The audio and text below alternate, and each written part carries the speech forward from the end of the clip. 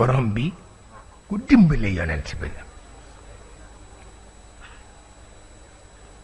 xam nga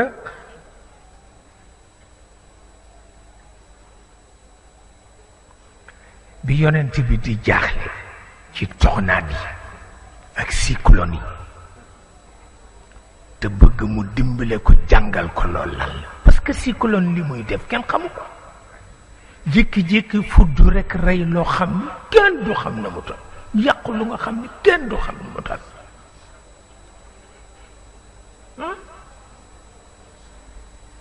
yonent bi bëgg nag yàlla jàngal ko lan mooy cyclone lan mooy xaqiqam mu ni ko i'saar fii naar mu jeex mu dégg ko parce que yonent la du scientifique waaw bu doon scientifique yàlla dina fa am ñaari weer di ko jàngal waaye naka la ko wax rek ni ko i'saar la fii naar tourbillon la boo xam ni énergie ko dëkke rek yonent bi dal di dégg développement énergie